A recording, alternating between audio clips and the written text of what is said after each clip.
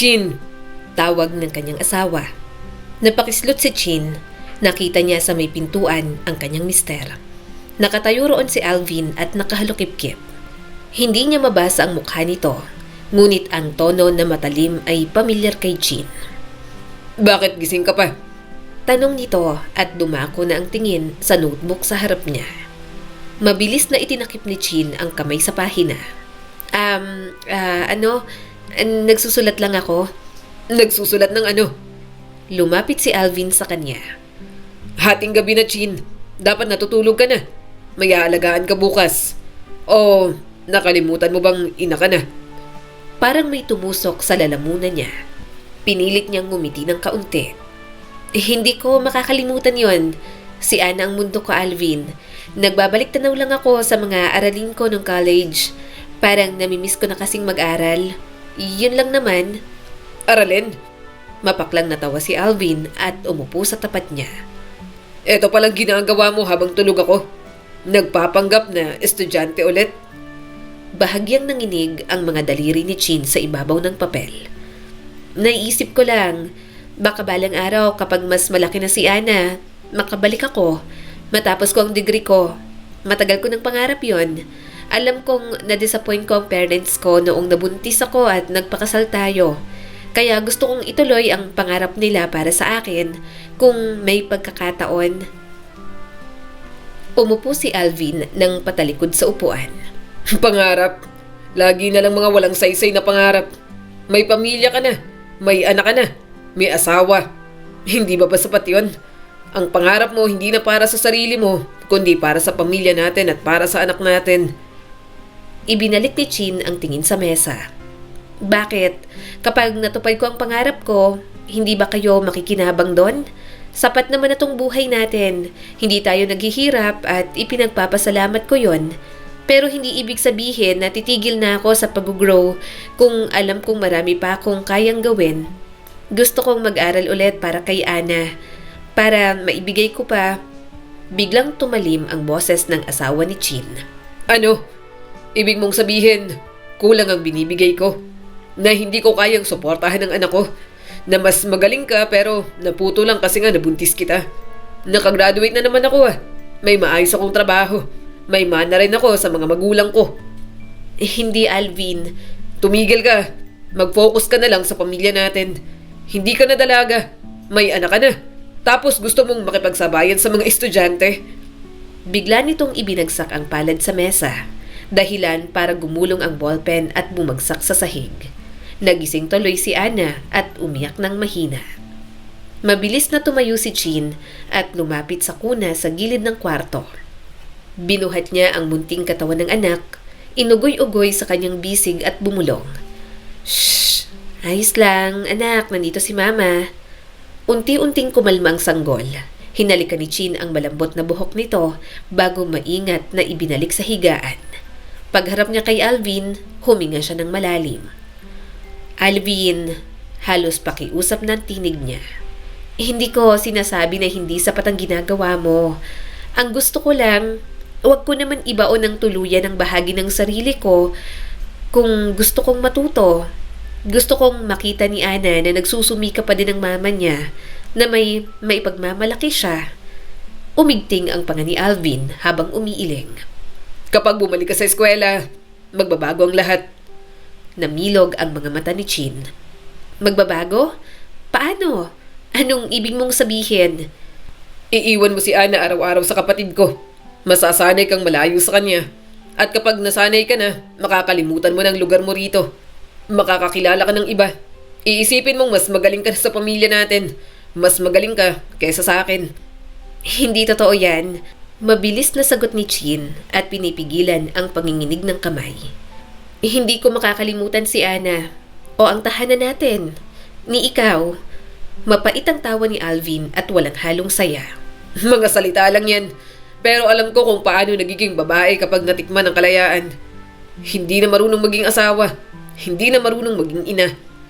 Sumikip ang dibdib ni Chin, ngunit may munting apoy na nagliyab sa loob niya. Hindi mawawala ang pagiging ina ko. Imposible yon. Lahat ng ginagawa ko ay para kay Ana. Para sa kinabukasan niya. Kailangan ba ng bata ng ina na may diploma? Sumimangot ang kanyang asawa.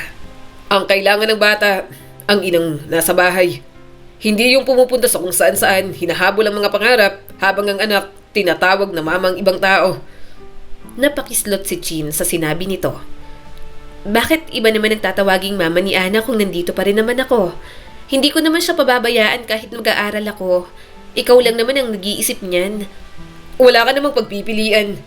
Malamig na sagot ni Alvin. Kung gugustuhin mong bumalik sa pag-aaral, kay ate mo iiwan si Ana. Ganun ang usapan. At alam mong wala kang laban. May laban ako kasi nanay ako. Pwede ba? Huwag kang masyadong controlling. Naiinis na sabi ni Chin. Alvin, bakit hindi mo na lang ako suportahan kahit kaunti? Hindi ito tungkol sa pag-iwan sa'yo. Gusto ko tayong lahat umangat. Kapag nakatapos ako, makakahanap ako ng mas magandang trabaho. Makakatulong ako sa mga gastusin. Naningkit ang mga mata ni Alvin. Ibig sabihin, kulang ang binibigay ko. Hindi. Napalakas ang boses ni Chin nang hindi sinasadya. Alam kong nagsusumikap ka. Nakikita ko yon. Pero bakit hindi pwedeng sabay tayong magsumikap? Bakit hindi natin pwedeng pagsaluhan ang mga pangarap? Sandaling naghari ang katahimikan. Mag-asawa na sila. Matagal ang kanilang naging relasyon. Pero dahil naging biglaan ang kanyang pagbubuntis, alam ni Chin na pareho silang hindi pa handa. Muling nagsalita ang kanyang asawa. Dahil hindi mo na trabaho ang mangarap, Chin. Trabaho mo ang alagaan ako at ang anak natin. Yun lang. Parang may tumigil sa dibdib ni Chin. Hindi siya makagalaw. Ayaw niyang isiping makasarili ang kanyang asawa, pero yun naman ang ipinapakita nito sa kanya. Napailing na lang si Alvin. Matulog ka na. Itigil mo ng kalokohan na to. Bukas gigising ka at gagampanan ng tungkulin mo. Iwan mo ng mga pangarap sa may kaya at alam mong hindi ikaw yun. At tuluyang itong lumakad pabalik sa silid. Nanatiling nakaupo si Chin, nakatitig sa notebook niya. Gusto niya talagang matapos ang pag-aaral. Pakiramdam niya, kapag nakatapos siya, magiging sandata niya yon kahit iwanan siya ng lahat. Dahil alam niya, balang araw, maiintindihan ni Ana. Balang araw, makikita ng anak niya na hindi sumuko ang sarili nitong ina kahit ilang ulit sabihin ng mundo na dapat na siyang tumigil. At higit na mahalaga yon kesa sa galit ni Alvin. Higit na mahalaga yon sa lahat. Kinabukasan, naisipan niyang bumisita sa bahay ng mga magulang niya. Wala namang ginagawa si Chin. Pumunta na rin siya para makita ng mga ito si Ana. Total, sa kabilang bayan lang naman. At sa bigat ng nararamdaman, hindi niya napigilang maglabas ng hinaing. Nag-away kayo kagabi ni Alvin. Tungkol ba ulit ito sa pag-aaral mo? Tanong ng nanay niyang si Lorna. Nanuyo ang lalamunan ni Chin. Opo ma, ayaw niya pong bumalik ako sa pag-aaral. Napabuntong hininga si Lorna. Anak, ilang taon mo nang pinapangarap yan. Nasa kolehiyo ka na noon, hindi ba? 2 taon ka na bago ka nanganak kay Ana. Tumango si Chin at nakatingin sa sariling mga kamay. Pero, sabi po kasi ni Alvin, hindi ko na daw po dapat iniisip yon kasi may pamilya na po ako at asawa. Na dapat magpakaina na lang po ako. Inilapat ng kanyang ina ang palad sa ibabaw ng kanyang kamay. Ang pagiging ina ay hindi nangangahulugang dapat mong iwan ang sarili mong pagkatao. Kami ng papa mo, nandito lang kami. Disappointed kami sa'yo, pero hinayaan ka pa rin namin na magdesisyon. Matanda ka na, at hinahayaan ka naming magdesisyon sa bagay na sa tingin mo ay makakabuti sa sarili mo. Kami ay naghihintay lang naman sa go signal mo. Napuno ng luha ang mga mata ni Chin.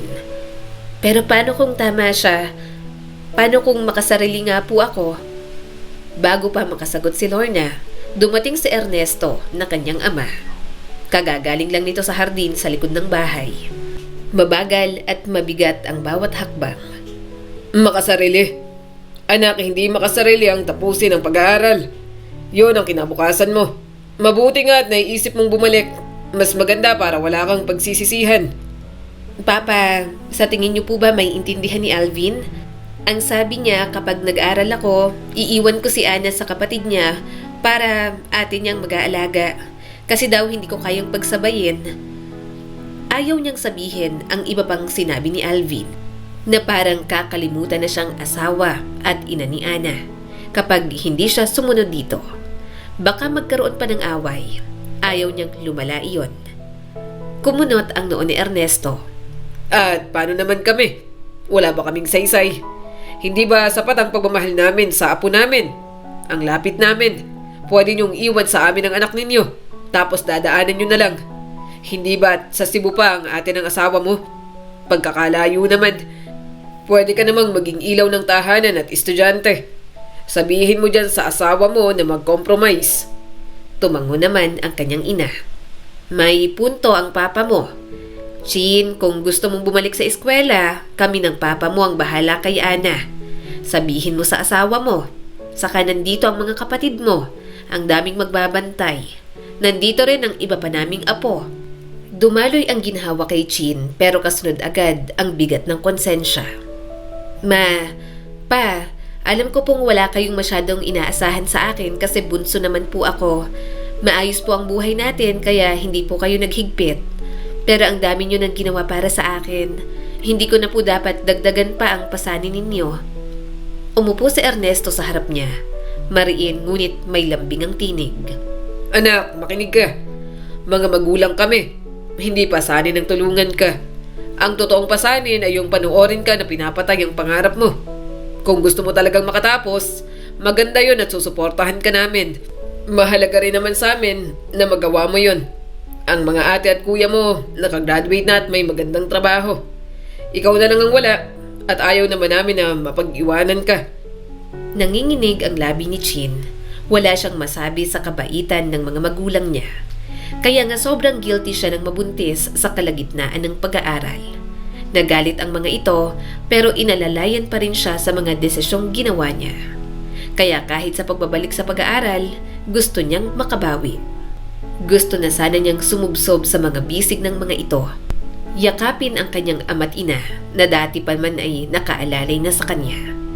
Pero muling pumasok sa kanyang isipan ang tinig ni Alvin. Para bang nakatanim na sa kanyang ulo ang mga salitang paulit-ulit nitong binibitiwan. At parang tinawag ng kanyang isip, umaalingaw-ngaw ang boses ni Alvin mula sa sala. Chin! Nandito po si Chin. Nanigas ang katawan ni Chin. Parang may naipong mabigat na hangin sa loob niya. Nagkatinginan ang kanyang mga magulang. Hinawakan ni Lorna ang kamay niya at malumanay na sumagot. Nandito kami, Alvin. Sumulpot si Alvin sa pintuan. Mabilis ang lakad, nakabukas ang ilang botones ng polo at seryoso ang mga mata. Siguro ay nagulat ang asawa niya na wala sila sa bahay. Hindi naman kasi siya nagpaalam na pupunta siya sa bahay ng mga magulang niya. Chin! Anas ni Alvin. Dahan-dahang tumayo si Ernesto. Pinanatiling kalmado ang tinig kahit ramdamang tensyon. Nandito ka na lang din naman, Alvin. Pag-usapan natin ang edukasyon ng anak namin. Umangat ang baba ni Alvin. Pinilit kumalma pero halata ang pamumula ng tenga. Kailangan pa po ba talaga? Napatunayan ko naman po na kaya ko po silang buhayin mag-ina. Hindi na niya kailangan mag-aral pa ulit. Asawa ko po siya, hindi para maging career woman. Namula ang mukha ni Chin sa hiya kahit alam niyang wala siyang ginagawang masama. Nahulog ang tingin niya sa sahig pero mabilis din niyang pinilit magpakatatag. Hindi siya dapat mahulog sa bitag ng pananahimik. Alvin, mahinahon niyang sabi, pilit na nilalambingan ng tono. Gusto ko lang tapusin ang nasimulan ko. Para kay Ana, para sa atin, hindi lang naman to para sa akin. Para sa atin? Huminga ng malalim si Alvin at pilit na pinapakalma ang sarili. Anong mangyayari kung palagi kang wala sa bahay? Sino ang mag-aalaga sa anak natin? Ako? Trabaho ko nga ang halos wala na akong oras sa sarili ko. Hindi ganun, Alvin. Sabat ng nanay niyang si Lorna. Hindi naman porke mag-aaral ulit si Chin ay pababayaan niya ng pamilya ninyo. Kung tutuusin, mas lalo magkakaroon ng magandang kinabukasan si Ana kapag may degree na siya. Tumikhim si Ernesto, mabigat at buo ang tinig. Anak namin si Chin bago siya naging asawa mo. Nakita namin kung gaano siya nagsakripisyo. Alam mo rin yan, Alvin. Hindi ba't mas magaan ang loob mo kung alam mong may laban siya sa buhay? Hindi lang basta nakaasa sa'yo. Napakunot ang noo ni Alvin para itong batang nahuli sa maling gawain. Hindi ko po siya pinagkakait sa kahit na ano, Papa. Pero sana bilang asawa, pakikinggan din ako. Ako po ang lalaki rito. Ako ang haligi. Tumayo si Chin at nilapit niya ang sarili kay Alvin. Alvin, hindi ibig sabihin na gusto kong mag-aral ay hindi na kita nire-respeto bilang asawa ko. Mahal kita, pero kung ipagkakait mo sa akin to, parang sinasabi mo na wala akong sariling pangarap, na hanggang bahay at kusina na lang ako. Sandaling natahimik ang lahat. Gusto niya kasi talagang ipaglaban iyon. Ilang taon na lang din naman. Gusto niyang makatapos at magkaroon ng trabaho. Malaki pa ang pangarap niya, hindi lang para sa sarili, kundi para sa mga taong mahal niya. Chin, Mahina ang tinig ni Alvin, pero mabilis din itong tumigas muli. baka kasi kapag napunta ka na sa labas, makakita ka ng iba. Mga mas may kaya, mas matalino, mas... Alvin, bulalas ni Chin nang mapagtanto na yun naman pala ang inaalala nito. Hindi lahat ng babae tulad ng iniisip mo. Wala akong ibang gusto kundi ikaw at si Ana. Ang iniisip ko lang, paano ko may pagmamalaki ang sarili ko sa anak natin pagdating ng panahon? Paano ko masasabing, anak, lumaban ka, kung ako mismo ay sumuko na? Napayo ko si Alvin. Kita ni Chin ang pagkislot ng panga nito at ang pagpipigil sa luha at galit. Hindi ko alam. Hindi ko alam kung kaya ko, Chin. Mahinang bulong nito. Natatakot lang ako. Natatakot akong mawala ka. Nilapitan ni Lorna si Alvin at marahang hinaplos ang balikat. Alvin, ang pagmamahal, hindi nasusukat sa pagtali mo ng mahigpit sa anak namin. Hindi mo kailangan kontrolin si Chin para manatili siya sa'yo. Kung tunay kang nagtitiwala, kahit saan siya magpunta, ikaw pa rin ang uuwian niya. Hindi na nakasagot si Alvin. Umupo ito, hawak ang ulo, at tila napagod sa bigat ng sitwasyon. Pagkalipas ng ilang oras ng mahaba at mabigat na usapan, wala nang nagawa si Alvin kundi ang pumayag. Hindi ito direktang nagsabi ng oo, pero nang sabihing magtutuloy si Chin sa pag-aaral, hindi na ito tumutol pa. Tahimik sila pauwi. Sa loob ng bahay, pagkapasok pa lang, hindi na napigilan ni Alvin ang hinanakit nito. Pinahiya mo ako sa inyo, Chin. Bigla nitong sambit, nakaharap sa kanya at madiin ang bawat salita. Sa harap ng mga magulang mo, ginawa mo akong parang walang boses. Na para bang hindi ako ang asawa mo. Hindi kita pinahiya, Alvin. Mabilis na sagot ni Chin at ibinabasa ko na ang kanilang anak. Sinabi ko lang ang totoo. Hindi ko kasalanan kung ayaw mong tanggapin. Pero bakit ba kasi kailangan pa? May trabaho ako. Nabubuhay naman tayo. Ano pa bang kulang? Napasapo si Chin sa noo. Alvin, hindi ito tungkol sa pera. Hindi ito tungkol sa kakulangan. Tungkol ito sa pagkatao ko. Hindi ba lagi mong sinasabi, mahal mo ko? Bakit parang ayaw mong makita na kaya ko rin tumayo sa sarili kong mga paa? Tahimik si Alvin. Kita ni Chin ang luha na pilit nitong pinipigil. At sa unang pagkakataon, hindi galit ang nakita niya, kundi takot. Chin, Bulong ni Alvin, tinig na parang batang nawala. Baka kapag natupad mo na lahat ng pangarap mo, hindi mo na ako kailanganin. Baka maiwan mo ako. Doon napawi ang galit ni Chin.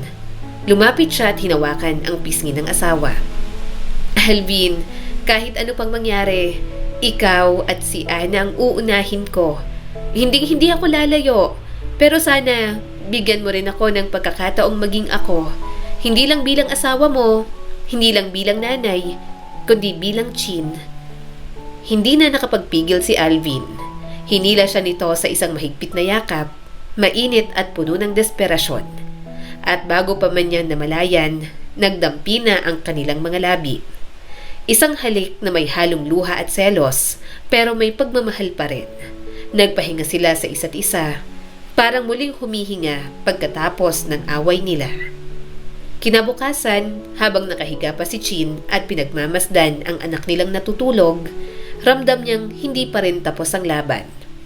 Oo, nagkaayos na sila ni Alvin. Oo, nag-isa na naman sila ng gabing yon. Pero halata sa mga mata ni Alvin na hindi pa rin ito lubos na pabor. Ramdam niya pa rin ang frustrations ng kanyang asawa. Pero wala naman na itong magagawa. Nakasagot na ito ng oo sa kanyang mga magulang. Pag-aaralin na siya at mag-e-enroll na. Patutunayan na lamang ni Chin na hindi siya magiging pabayang ilaw ng tahanan kahit nag-aaral na siya. Tumunog ng marahan ang pag-click ng rice cooker. Pinunasan ni Chin ang kanyang mga kamay sa lumang apron na nakatali sa kanyang bewang. Ramdam niya ang bigat ng pagod pero hindi siya nagreklamo at hindi nagpahalata. Kagagaling niya lang sa afternoon class. Nang masundo si Ana at makauwi, nagmamadali siyang maglinis ng bahay. Saka nagluto ng hapunan bago pa makauwi si Alvin. Ngayon, nakahain ang mesa. Naghihintay na lang siya. Nakaupo si Ana sa high chair at masayang naglalaro ng kutsarang ibinigay ni Chin. Tumatawang mag-isang bata habang si Chin ay napangiti ng bahagya. Hinawi niya ang ilang hibla ng buhok na kumapit sa pawis sa kanyang noo. Sa wakas, bumukas ang pinto. Dumating si Alvin, gusot ang polo at malamig ang ekspresyon sa mga mata. Wala itong bati, wala ring halik kay Ana. Ibinagsak lang ang bag sa gilid ng mesa at dumiretso sa upuan. Magandang gabi, mahinahong bati ni Chin, pilit pinalalambing ang kanyang tinig. Umupo ito at naghubad ng sapatos. Good evening. Medyo napangiti naman siya sa pagbati ng kanyang asawa. Okay na yun sa kanya. Pinagsandok niya agad si Alvin ng pagkain. Maya-maya'y umupo na rin naman siya. Kumain na si Chin habang sinusubuan si Ana. Kumusta ang trabaho? Tanong niya rito. Okay lang. Isang salita lang, wala nang iba. Muling nagsalita si Chin, pilit hinahabol ang himig ng usapan. Naisubmit na namin yung group paper kanina. Sabi ng professor, maganda raw. Napabuntong hininga lang ang asawa niya. Lalong bumigat ang hangin sa pagitan nila. Unti-unting nawala ang gana ni Chin. Inikot-ikot lang niya ang kanin sa plato habang iniisip kung bakit sa presensya ni Alvin kahit magandang balita ay parang nagiging kasalanan. Alvin, mahina niyang panimula. Ano? Hindi ito tumigil sa pagkain. Pinilit niyang ibuga ang mga salita. Galit ka ba sa akin? Araw-araw kang umaalis, Chin. Hinahayaan mong mga magulang mo na nag-aalaga sa anak natin. Umuwi kang pagod at inaasahan mong parang normal lang ang lahat. Sinong hindi magtatampo sa'yo? Mabilis ang tibok ng puso ni Chin. Hindi ko sila hinahayaan na palakihin si Ana. Tinutulungan lang nila habang nag-aaral ako. Ako pa rin ang nanay. Ako pa rin ang... Pero hindi para sa akin. Bumitaw ito ng tinidor at kumalansing ang tunog sa maliit na mesa. Hindi na katulad ng dati. Pinilit pinigilan ni Chin ang pagluha. Ginagawa ko to para sa atin. Para sa kinabukasan natin. Hindi mo ba nakikita yon? Ang nakikita ko lang, pinipili mo ang pag-aaral kaysa sa pamilya natin. Kaysa sa akin. Mas masakit pa yon kaysa sa sigawan. Nakayuko si Chin, tinititigan ng kanin at hindi makasagot. Gusto na sana niyang isigaw na siya pa rin ang nagluluto, naglilinis, nag-aalaga kay Ana. Pero ano pa ba ang kulang? Natapos ang hapunan na nakabibinging katahimikan ng kasama. Mabilis kumain si Alvin, itinulak ang upuan at umalis nang hindi man lang lumilingon. Nanatiling nakaupo si Chin, nakatitig sa basong hindi niya ininuman. Gusto niyang habulin si Alvin, makipag-usap, makipagtalo. Pero tila naging bato ang kanyang katawan. Sa halip, iniligpit na lang niya ang mga plato. Makalipas ang ilang oras ng pag-aalaga, paglilinis at pagpapadede ay natulog na rin ang bata. Tahimik na isinara ni Chin ang pinto ng silid. Paglabas ni Chin, nadatna niya si Alvin sa sofa na nakahiga at nakatutok sa cellphone. Maingat siyang naupo sa gilid ng sofa. Alvin, pwede ba tayong mag-usap? Hindi siya tiningnan ng asawa. Tumigil ito sandali sa pag-scroll, ngunit nanatiling nakatutok sa screen. Tungkol saan? Tungkol sa atin. Narinig niya ang malakas na buntong hininga ni Alvin. Bigla nitong itinapon ang cellphone sa gilid ng sofa na marahas na dumapo sa unan. Ano pa bang pag-uusapan natin? Pinili mo na. Nag-aaral ka na. Tapos na. Sige na, sumubsob ka na sa pag-aaral. Doon mo ibuhos ang oras mo kaysa sa akin. Nabasag ang tinig ni Chin. Napayuko siya. Hindi niya alam kung saan huhugot ng lakas para magsalita. Hindi naman kailangan maging ganito. Pwede mo ba akong suportahan? Kahit konti lang. Suportahan ka? Mapait ang tawa ni Alvin. May mga magulang ka na. Bakit mo pa ako kakailanganin? Tumama sa kanya ang mga salita na parang sampal. Dahil asawa kita. Dahil mahal kita. Umiling si Alvin. Mas mahal mo ang ambisyon mo kaysa sa akin. Hindi. Halos pabulong niyang sagot. Pilit pinapakalma ang sarili. Lumapit siya ng kaunti rito. Mahal ko kayo, pero hindi ko pwedeng isuko lahat ng pagkatao ko, Alvin. Kung gagawin ko yon, ano pang matitira sa akin para sa'yo? Para kay Ana? Umayos ng upo si Alvin. Alam mo bang habang nandito ako, nasa trabaho, iniisip ko kung anong ginagawa mo sa school. Sino mga kasama mo? Baka kung sino-sino na. Baka makahanap ako ng iba? Mabilis niyang putol, pero hindi galit, kundi pagod. Alvin, wala akong iniisip na ganon. Hindi ko pinapasok sa isip ko yon. Ikaw at si Ana lang. Bakit pakiramdam ko unti-unti kang lumalayo? Hindi niya na napigilan. Lumapit siya at hinawakan ang kamay nito. Hindi ako lumalayo. Inaabot ko lang ang mga pangarap ko. Para hindi lang tayo nakasandal sa isang tao. Para hindi lang sa'yo nakasalalay ang lahat. Matagal tumingin si Alvin sa kanya. Sa ilalim ng matinding tingin nito, parang sinusuri kung nagsisinungaling ba siya. Sa wakas, bumuntong hininga ito at kumurap. Hindi ko alam kung kaya ko, Chin. Hindi ko alam kung paano tatanggapin. Hinaplos niya ang braso nito. Alvin, kaya natin to. Kaya natin kung sabay, kung magtutulungan. Maya-maya'y nagkaayos na rin naman sila. Naaya niya na ito sa kwarto. Akala niya'y magpapahinga na sila, pero hinila siya ni Alvin papalapit at hinalikan. Sa simula, may pagdadalawang isip si Chin. Pagod siya, masakit ang katawan mula sa maghapong pag-aalaga, paggawa ng gawaing bahay at pagre-review. Pero sa isip niya, na kung tatanggi siya, mas lalo lang magagalit ang kanyang asawa. Mas lalo lang nitong sasabihin na wala na siyang oras para rito. Pinikit na lang ni Chin ang mga mata at hinayaan si Alvin sa ginagawa sa kanya. Pinipilit niyang tumugon, pero pakiramdam niya, mas titindi ang kanyang pagod pagkatapos nun. Maya-maya, nakahiga na sila sa kama at magkatabing nakatulog na. Lumipas ang mga linggo at tila nagbago ang timpla ni Alvin. Bigla na lang itong nagtatanong tungkol sa regla ni Chin. May dalaw ka na ba? Tanong nito isang gabi habang nasa kusina si Chin at naghuhugas ng plato. Ha? Oo. Sagot niya at bahagyang nagtataka dahil hindi naman ito nagtatanong ng ganoon. Bakit hindi ka nabubuntis? Tanong nito, tila biro pero may bigat ang tono. Hindi ka ba nagkakaproblema? Huminto sa pagbanlaw si Chin. Napatingin siya sa likod sa asawa niyang nakasandal sa pintuan ng kusina. Doon niya biglang napagtanto ang lahat. Ang mga tanong, ang mga tingin, ang mga gabing parang halos inaraw-araw na siya. Gusto nito na siya ay mabuntis. Gusto nitong magkaroon siya ng rason para tumigil sa pag-aaral. Para manatili siya sa bahay. Para maputol na naman ang pangarap niya katulad noon. Tumindig ang balahibo niya. Alvin, nagpa-consult na ako sa OB ko last month. Umiinom ako ng pills. Napalakas ang boses ni Alvin. Ano? Umiinom ako ng pills kasi hindi pa tamang panahon. Hindi pwedeng basta-basta. Hindi pwedeng dahil lang financially stable tayo o dahil lang gusto mo ay gagawa na ulit tayo ng anak. Ano pang silbi ng pagsasama natin kung ganyan? Singhal ni Alvin. Hindi mo man lang ako kinonsulta.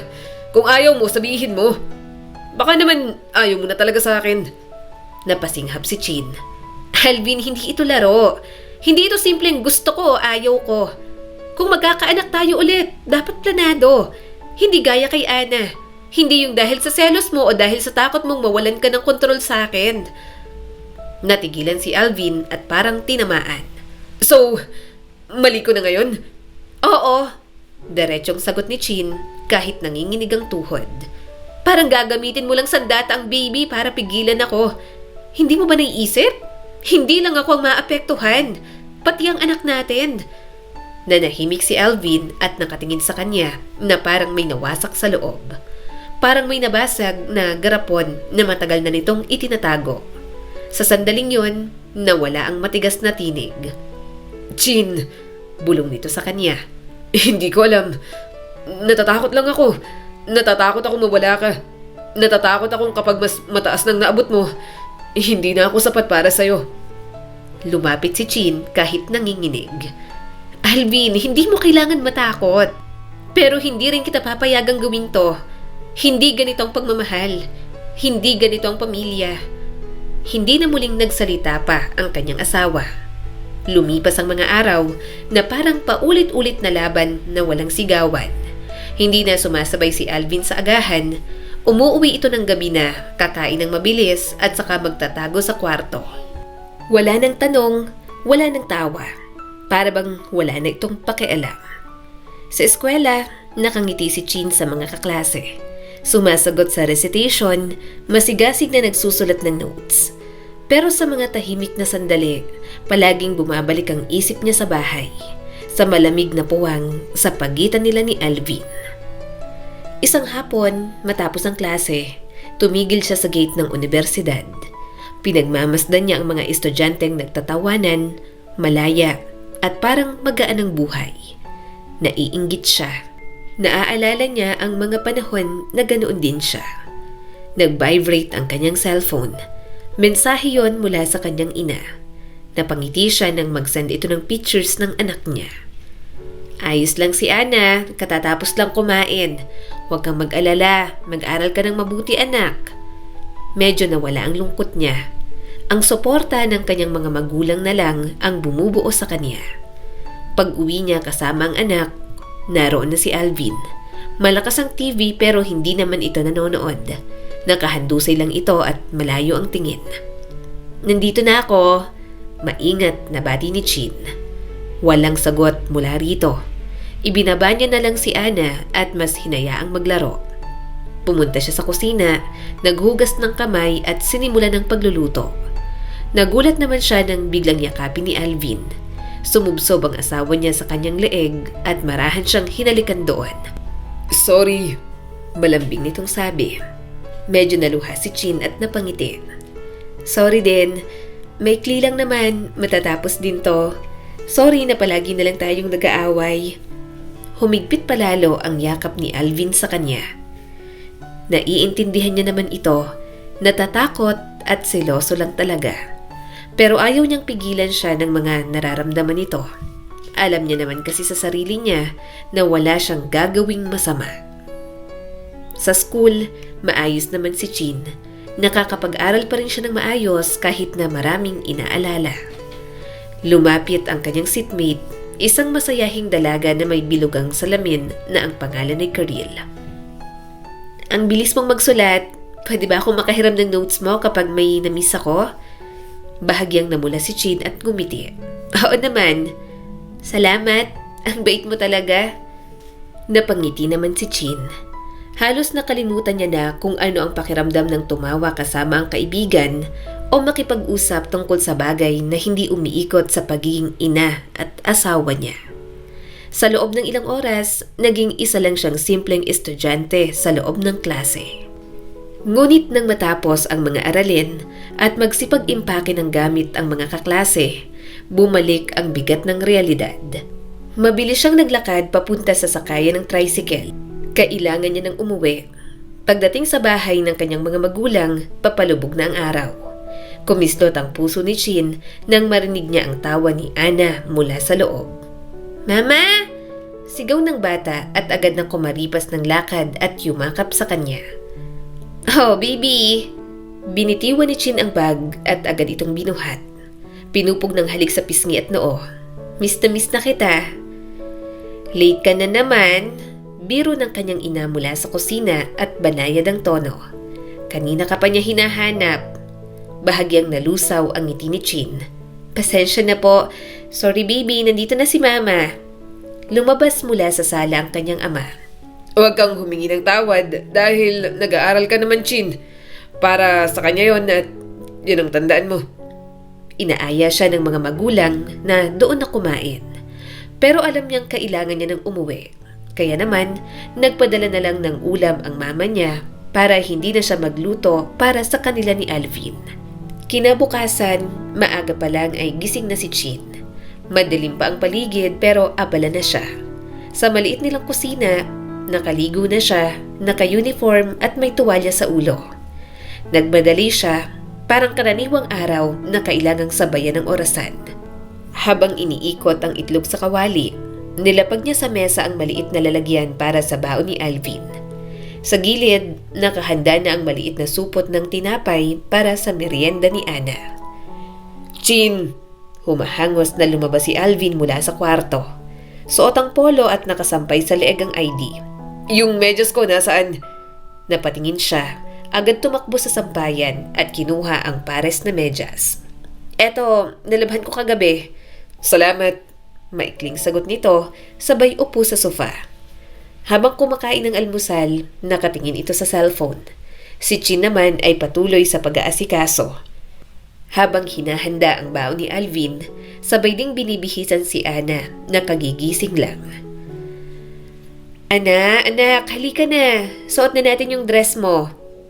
Mama, ungol ng bata, ayaw pang bumangon.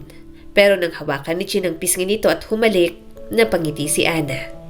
Pagkatapos ng ilang minuto, maingat niyang isinilid ang baon ni Alvin sa lunchbox. Nilagay niya roon ang kanin, ulam at kaunting prutas. Dahan-dahan niya yung inilapag sa mesa malapit sa asawa. Alvin, heto yung baon mo, sabi niya ng mahinahon. Napatingin si Alvin para bang may sumagi sa mukha nito mula sa inis patungo sa paglalambing.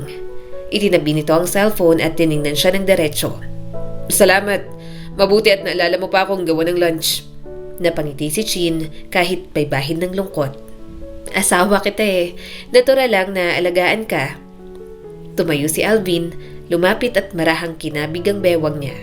Chin, salamat ah. Kahit nag-aaway tayo palagi, nandito ka pa rin. Alam mo, hindi ko alam kung anong gagawin ko kung wala ka. Napayuko si Chin at marahang tumango. Hindi naman ako nawawala, Alvin. Basta, sana maintindihan mo rin ako.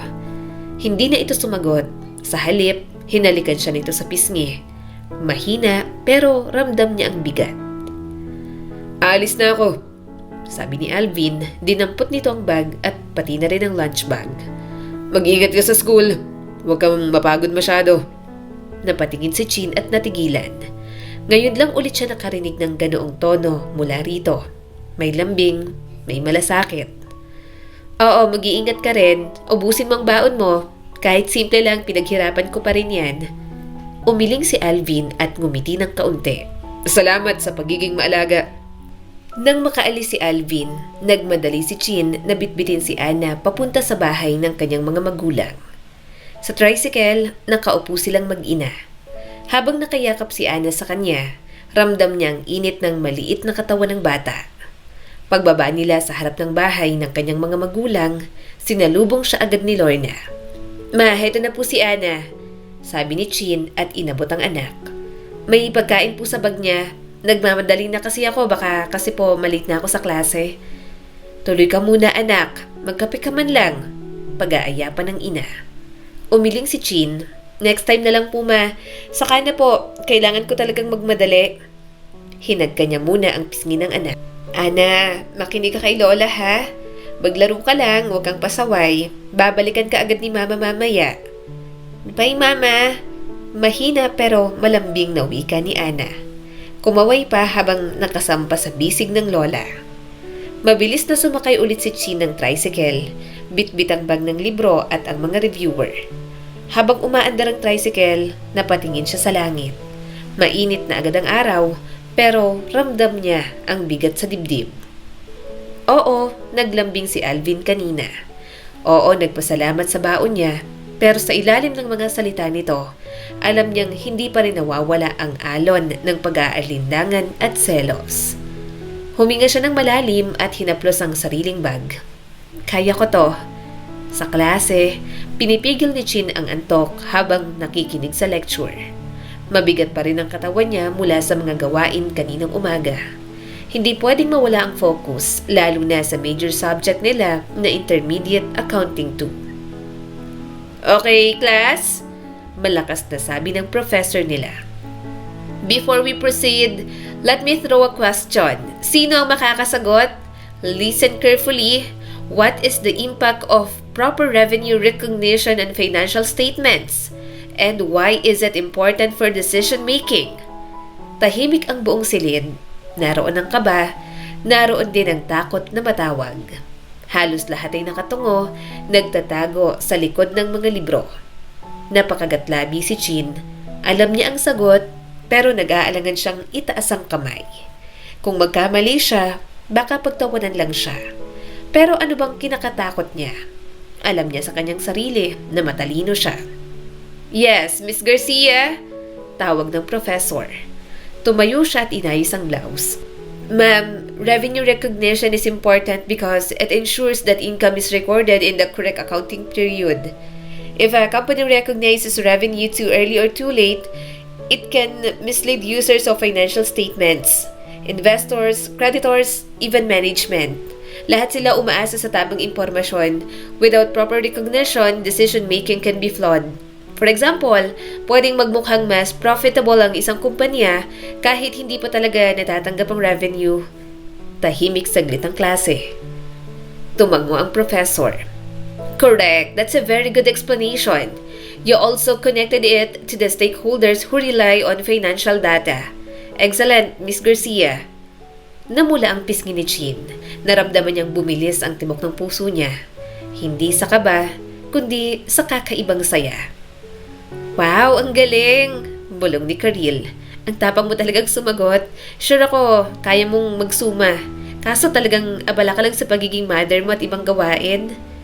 Hindi niya mapigilang mapangiti. Hindi naman siya naghahangad ng Latin honors.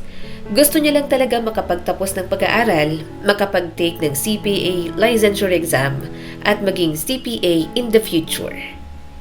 Yun nga lang, hindi na talaga siguro mawawala ang mga pagtatalo nilang dalawa ng kanyang asawa. Late ka na naman, malamig na sabi ni Alvin nang makauwi siya. Natigilan si Chin sa bungad ng pintuan. Nagkaroon kami ng group study, kailangan kong mag-review para sa finals bukas. Bakit kailangan pa ng group study? Ang sabihin mo, may tipo ka sa mga kaklase mo kaya sumasama ka ron. Nanikip ang dibdib ni Chin. Alvin, nagsasabi ako ng totoo. Hindi ko kailanman... Bigla itong tumayo. Hindi kailanman ano? Pinabayaan kami. Pero yan mismo ang ginagawa mo. Mabilis ang pintig ng puso ni Chin. Napatingin siya sa kama. Nag-aalalang magising si Ana. Nasabi niya na kasi sa mama niya na malilate siyang umuwi. Kaya nakiusap siya na ito ang maghatid kay Ana sa bahay. Alvin, pakiusap. Mahina niyang sabi. Hinaan mo lang ang boses mo. Baka magising si Ana. Ana! Ulit ni Alvin at napailing. Kanina lang, mama mo ang naghatid sa halip na sunduin sa bahay ninyo. At ikaw, late umuwi na para bang wala kang asawa naghihintay dito. May halaga pa ba ako? Nangilid ang luha ni Chin. Siyempre mahalaga ka. Ikaw ang asawa ko. Para sa atin din naman to. Para sa kinabukasan ng pamilya natin. Umismid si Alvin at lumapit pa. Huwag mo akong paasahin sa ganyang palusot. Kung mahalaga ako, nandito ka lang. Nagluluto, nag-aayos ng bahay. Ginagampanan ng pagiging asawang nararapat para sa akin. Pero hindi. Mas inuuna mo pa ang pag-aaral mo. Mas pinipili mo yan kahit alam mong palagi nating pinagtatalunan. Nanginginig ang labi ni Chin. Nag-aaral ako. Ano bang masama ron? Gusto kong makapagtapos para magkaroon ng maayos na trabaho. Para makatulong ako. Makatulong?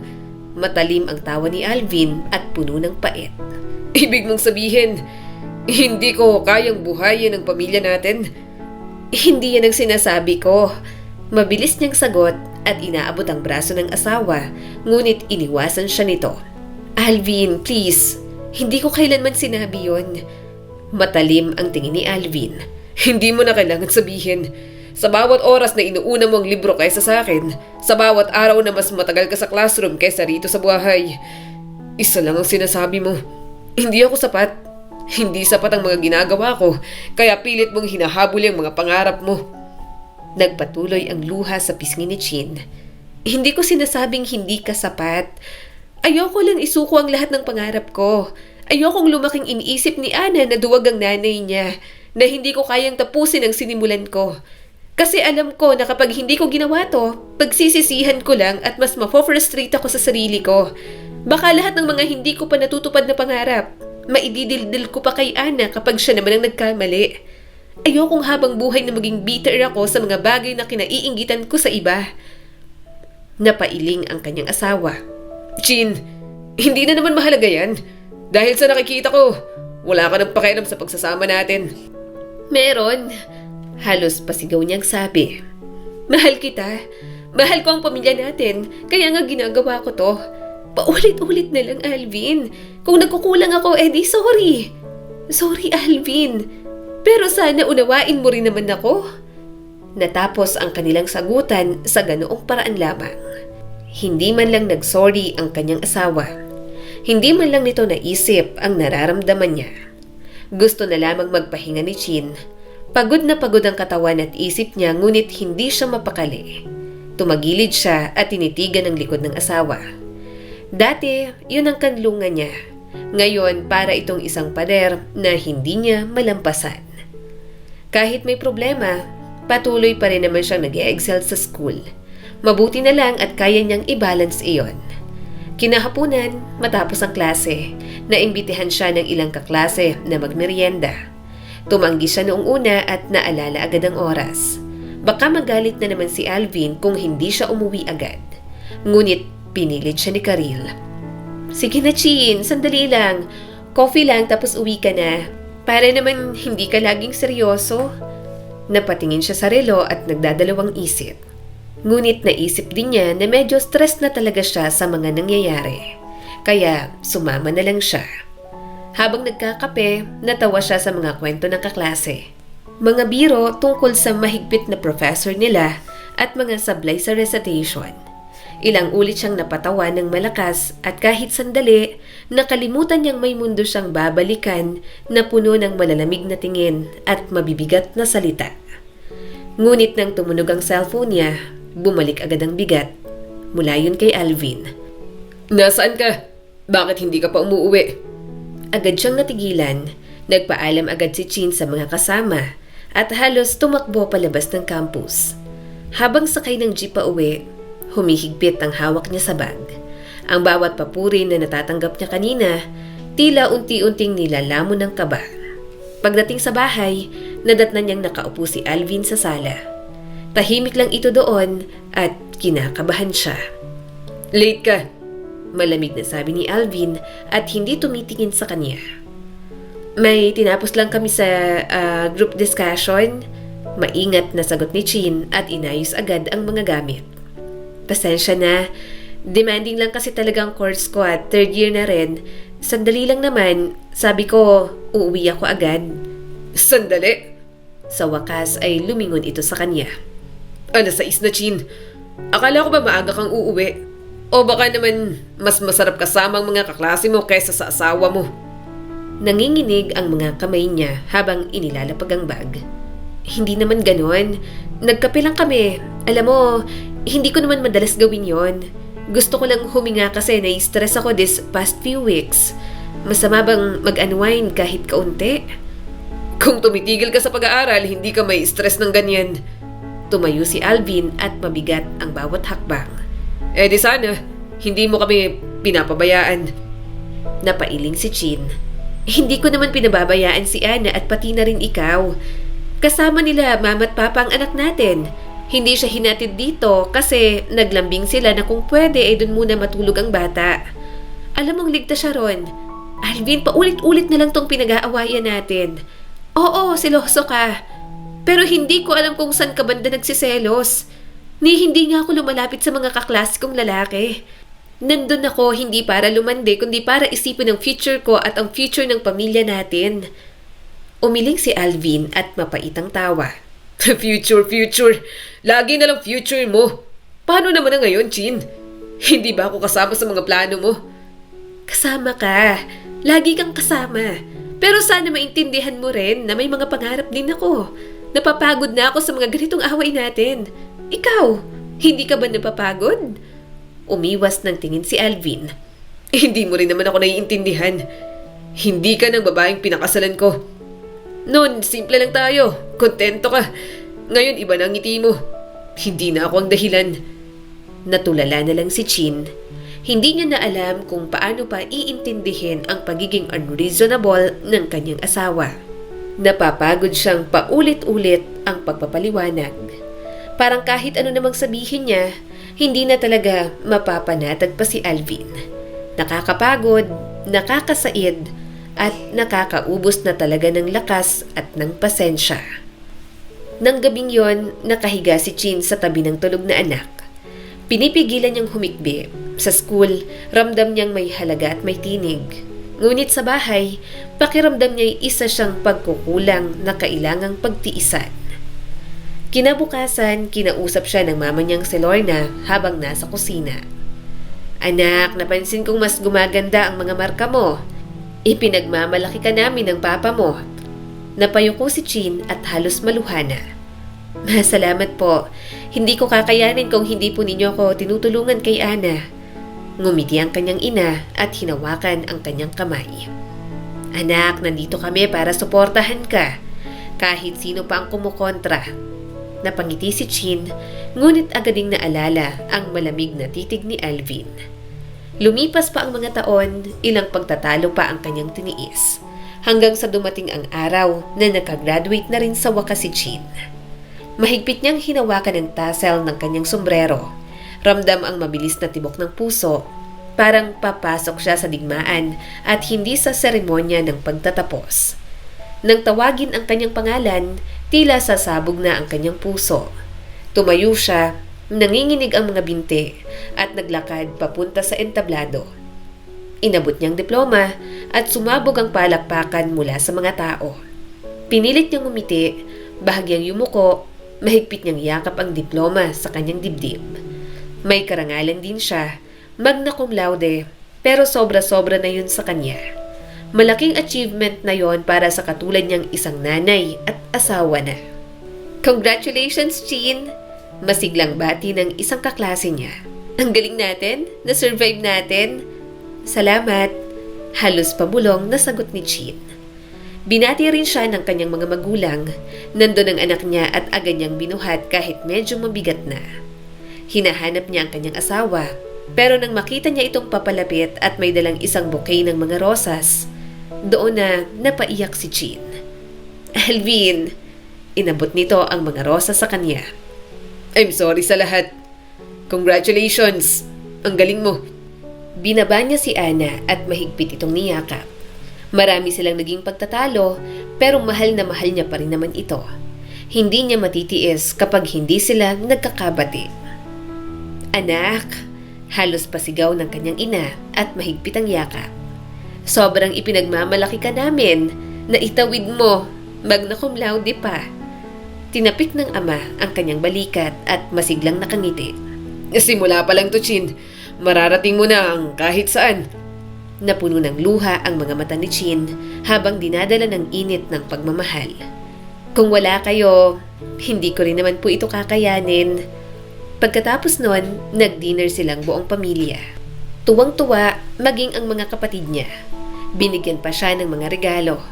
Nangako rin ang mga ito na tutulungan siyang makahanap ng trabaho once na makapasa sa board exam at maging CPA. Congrats, Chin! Sabay-sabay na bati ng mga kapatid niya habang nakataas ang mga baso. Salamat! Natatawang sagot ni Chin at pinunasan ng dumi sa mukha ni Ana.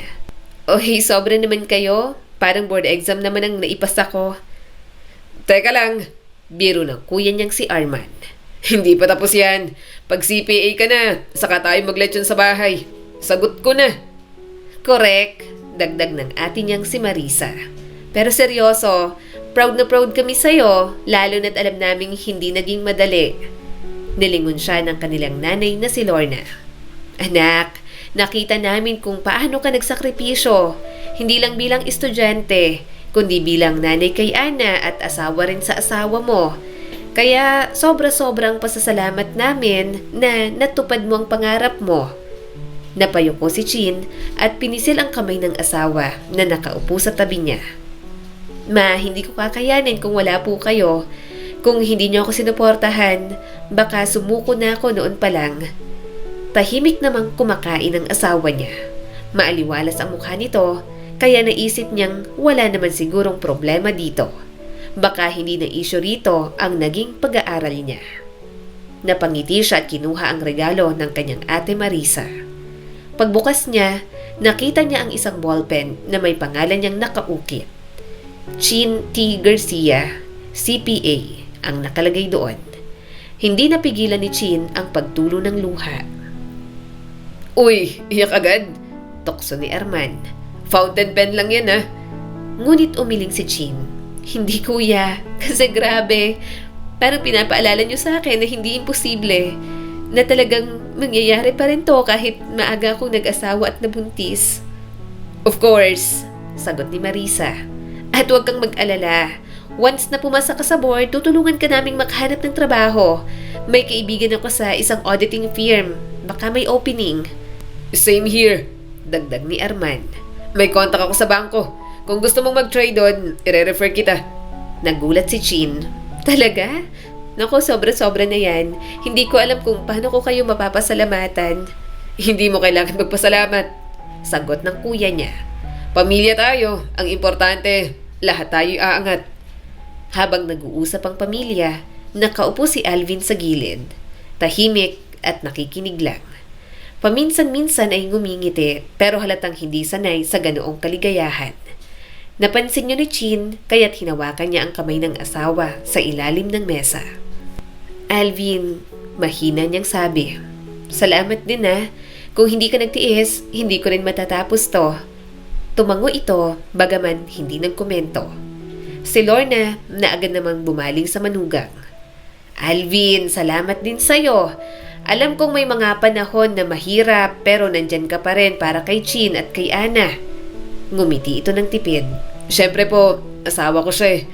Kaya lang ang gusto ko po sana, pagkatapos ng board exam niya, pahinga muna para makabawi po siya sa amin ni Ana. Huwag na po muna siyang magtrabaho. Sandaling katahimikan ang namayani. Parang gusto pang umapela ng mga kapatid niya. Gusto rin sana ni Chin na magtrabaho agad, pero may punto rin naman ang kanyang asawa. Kaya tumango na lang siya at ngumiti. Siyempre naman, babawi ako sa inyo. Lumipas ang mga buwan, nag-review na nga siya para sa CPA licensure exam. Wala naman siyang naririnig sa asawa niya, kaya para sa kanya, okay lang yon. Sa awa ng Diyos, nakapasa siya kahit isang tig pa lang. 2 taon ang lumipas mula nang makapagtapos si Chin. Sa 2 taon na yon, nakatuon siya sa pagiging ina kay Ana at sa bahay. Ngayon, habang lumalaki na si Ana at papasok na sa nursery, nararamdaman niyang oras na para sundin ang matagal niyang pangarap, ang makapagtrabaho bilang isang accountant. Huminga ng malalim si Chin bago nagsalita. Alvin, iniisip ko na siguro panahon na para magtrabaho naman ako. Malaki na rin si Ana at papasok na sa nursery. Sayang naman kung hindi ko magagamit ang natutunan ko. Napalingon si Alvin mula sa pinapanood nitong TV. Kita sa mukha nito ang pagkairita. Trabaho agad? Eh hindi ba maayos naman ang buhay natin? Bakit mo pa kailangan pumasok? Napalunok si Chin. Alvin, 2 taon na akong nasa bahay. Oo, masaya ako rito na wala akong ginagawa habang sinusustentuhan mo kami. Pero gusto ko rin namang magamit yung pinag-aralan ko. Ang daming nag-a-apply, ang daming gustong magkaroon ng opportunity. Kung palalampasin ko pa, baka huli na. Umirap si Alvin, binaba ang remote at tumagilid ng upo para harapin siya. Opportunity? Eh di bigay mo na lang sa iba. May trabaho naman ako.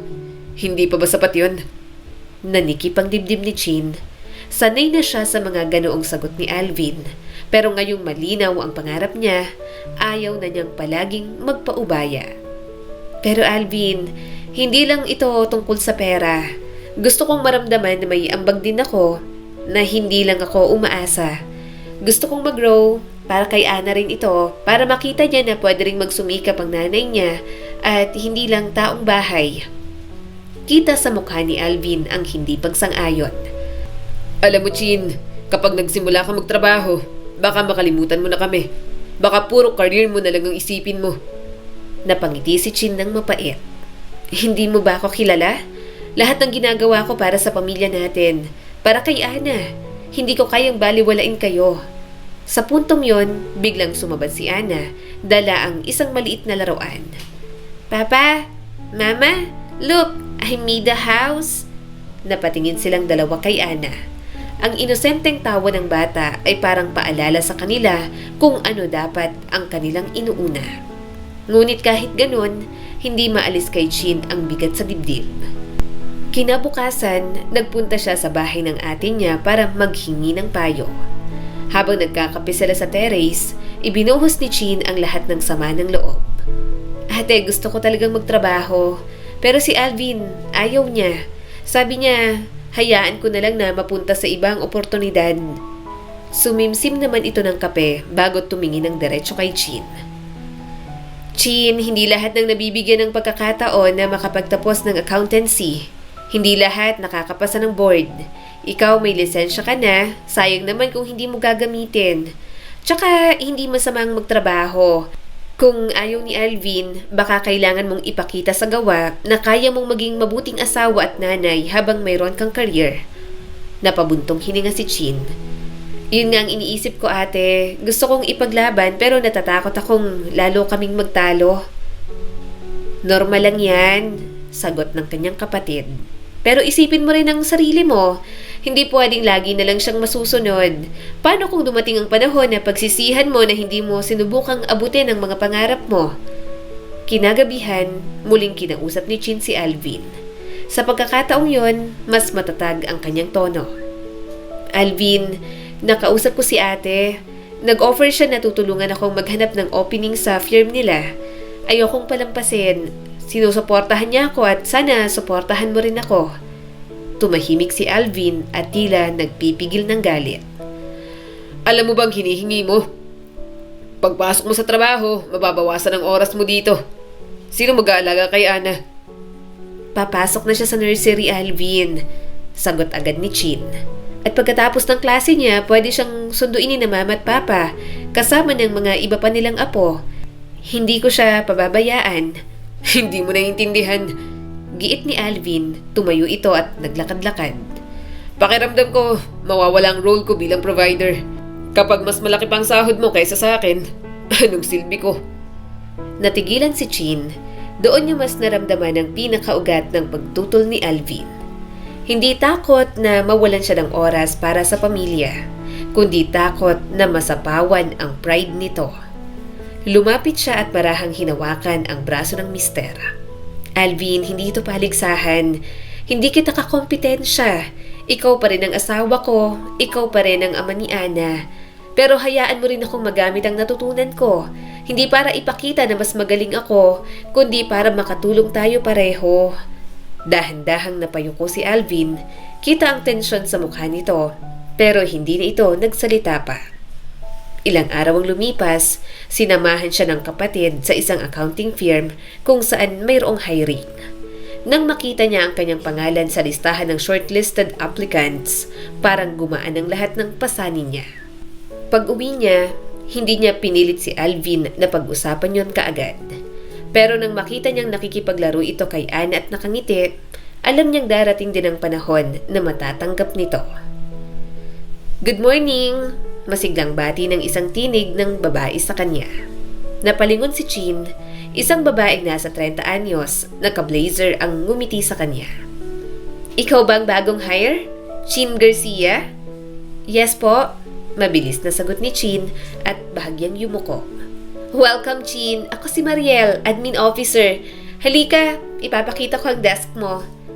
Habang naglalakad sila sa tabi ng mga empleyadong abala, ramdam ni Chin ang mga matang nakasunod sa kanya. Pinilit niyang huminga ng malalim at baliwalain ang kabog ng dibdib. Simple lang ang kanyang desk.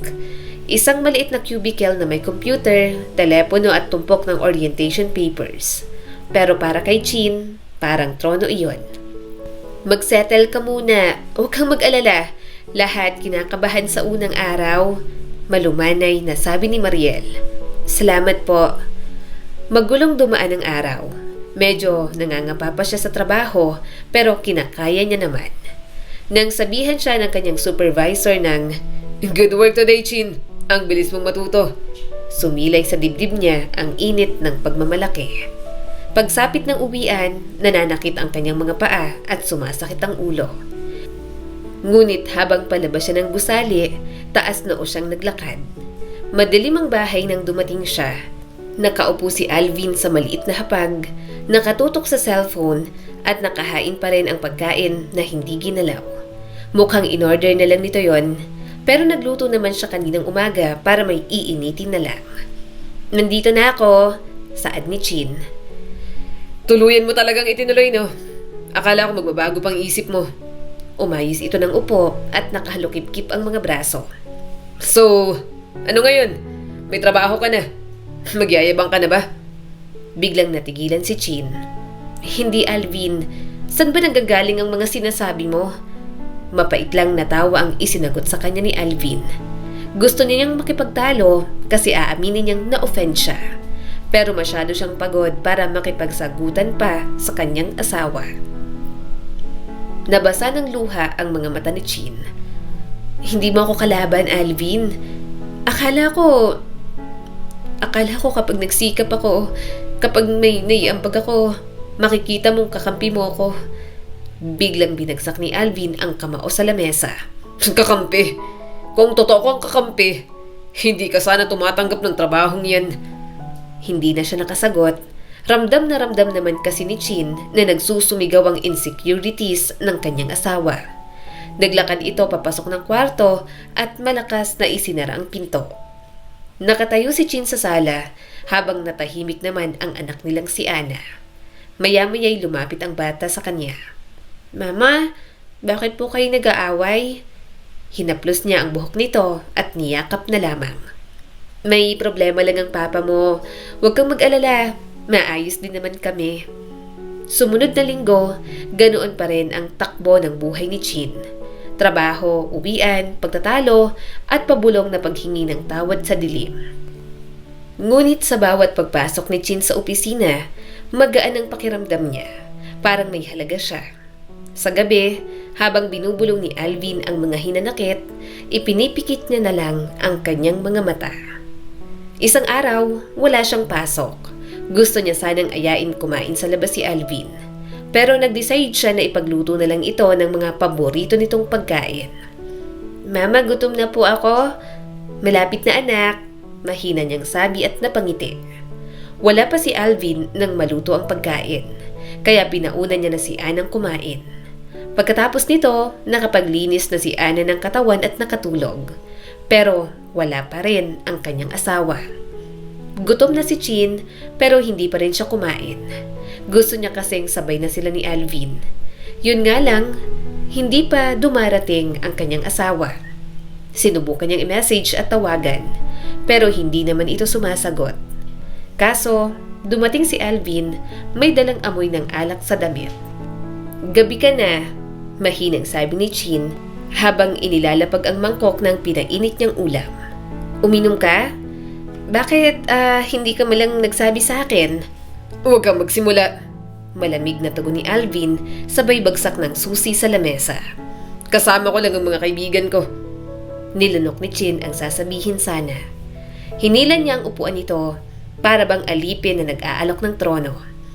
"Niluto ko ang paborito mo. Kare-kare, kain ka na." Umupo si Alvin at nakabusangot pa. Ayan, saka ka lang nagpakitang asawa. Bumigat ang dibdib ni Chin. "Asawa mo pa rin ako, Alvin. Kahit galing naman ako sa trabaho, inaasikaso ko pa rin kayo ni Ana bago ako umalis at pagkatapos ng trabaho." Umismid ito at nagsandok ng kanin. Kung makikita mo lang ang sarili mo, lagi kang wala. Lagi kang nasa trabaho. Mga tirang oras mo na lang ang naiiwan para sa akin. Yumuko si Chin. "Pasensya na. Titigil din naman ako sa pagtatrabaho, pero hindi muna ngayon. Hindi na nagsalita pa ang kanyang asawa. Nagsimula na itong kumain, kaya kumain na lang din siya. Kinabukasan, maingat na nag-ayos si Chin para sa opisina. Pinili niya ang desenteng blusa, pencil skirt, maayos na nakaipit ang buhok. Mataman niyang pinagmasdan ng sarili sa salamin. Napangiti siya sa makeup niya. Paglabas ni Chin, tinitigan siya ni Alvin mula ulo hanggang paa. Bakit ka naka-lipstick? Bakit ganyan ang makeup mo? Kanino ka nagpapaganda? Agad na pahawak si Chin sa mga labi. Konti lang naman to, halos wala. Saka para maging presentable naman ako sa trabaho. Umismid naman ang kanyang asawa. Ano? May pinapa-charmingan ka sa opisina ninyo? Parang bubagsak ang puso ni Chin. Dinampot niya ang tissue, pinunasan hanggang mamutla ang labi. Pasensya na, tatanggalin ko. Walang tugon si Alvin at umalis na lang para magtrabaho. Nanghihina si Chin pero kinukumbinsi niya ang sarili na ayos lang. Basta mag-adjust, basta magpapakumbaba, walang magiging dahilan para magalit si Alvin. Ngunit sa kaloob-looban, ramdam niya ang unti-unting pagguho ng kanyang pagkatao. Sa opisina, pampalubag loob na lang niya talaga kapag napupuri siya. Magaling, Chin. Ang bilis mong matuto. Swerte kami na nandito ka. Uminit ang dibdib niya sa tuwa. Sandaling nakadama siya ng halaga dahil sa mga ito. Chin, tara, celebrate tayo. Tawag ng isa niyang katrabaho. Ang ganda ng deal kanina. Napatawa si Chin at nahihiyang umiling. Next time na lang, kailangan ko nang umuwi. May asawa at anak pa kasi akong aasikasuhin. Pero hindi maintindihan ni Chin kung bakit sa bawat effort na ginagawa niya, hindi yon pinahahalagahan ni Alvin. Palagi itong nai-insecure, lalo na kapag sasahod siya. Mas malaki kasi ang sahod niya kaysa rito. Hindi na naman niya ito nilalait. Hindi rin siya nagyayabang, pero para bang yun ang ipinuputok ng hinanakit at pagtatampo ng kanyang mister. Chin, kailan ka magdedesisyon? Tanong ni Alvin isang gabi. Mabagal na tumingala si Chin at nakakunot ang noo. Anong desisyon? Yung trabaho mo. Paulit-ulit ko nang sinasabi, mag-resign ka na. Kung talagang mahal mo ako, kung mahalaga talaga sa'yo ang pamilya natin, tigilan mo na yan. Parang pinipilipit ang tiyan ni Chin. Inaasahan niyang usapan na yon. Alvin, alam kong nahihirapan ka, pero kailangan din natin ng dagdag na kita. Hindi ba't mas magaan kung pareho tayong kumikita? Kumikislap ang mga mata ni Alvin sa inis. Hindi ko kailangan ng pera mo para ipamukha sa akin na hindi ko kaya mag-isa. Chin, hindi ako papayag na mas matatag ang kita mo. Nakakahiya, nakakababa ng pagkatao ko. Lalaki ako. Hindi naman sa ganun ang tingin ko, Alvin. Hindi ko naman sinasadya. Pero hindi na talaga nagpatinag ang kanyang asawa. Pumili ka, Chin. Ako o ang trabaho mo. Isa lang ang pwede. Hindi makapaniwala si Chin. Talagang binigyan siya ng ultimatum ni Alvin. Kinagabihan, gising si Chin habang mahimbing nang natutulog si Alvin sa tabi niya. Hindi niya alam kung anong desisyon ang kanyang gagawin. Dapat na ba talaga siyang mag-resign? Sobrang na-enjoy niya ang trabaho. Aaminin niya na ayaw niyang pakawalan iyon. Pero kung araw-araw na lang silang mag-aaway ni Alvin nang dahil doon, nasaan na ang saya roon? Alvin, panimula ni Chin habang nagpiprito ng itlog sa kawali. Iniisip ko na baka nga tama ka. Baka mas mabuti kung magre-resign na lang ako. Agad na lumingon ang kanyang asawa. Totoo ba yan? Totoo bang makikinig ka na sa akin ngayon sa wakas? Marahan siyang tumango. Oo, siguro. Para hindi na tayo nag-aaway. Para maayos na lahat. Dahan-dahan, ngumiti si Alvin at hinalikan siya sa mga labi. Yan ang sinasabi ko. Ganyan ka dapat. Dapat alam mo kung anong inuuna. Ayoko na yung mukha mong pagod galing trabaho ang nadadatnan ko. Dito ka na lang sa bahay. Alagaan mo ako. Si Ana. Ako nang bahala sa lahat. Tumango si Chin kahit masakit sa dibdib ang mga salitang yon. Oo, Alvin. Sa wakas, nakita niyang maaliwalas at panatag na ang mukha ng asawa niya. Sa opisina, nakaupo si Jean sa mesa. Nakatitig siya sa hindi pa tapos na report. Nag-uusap ang mga katrabaho niya sa paligid, pero nasa ibang mundo ng isip niya. Gumawa na siya ng resignation letter, pero hindi niya alam kung bakit parang may pumipigil sa kanya. "Uy, Chin!" bulong ng kanyang office mate. "Parang lutang ka. May problema ba?" Pinilit niyang umiti. "Wala, iniisip ko lang yung anak ko."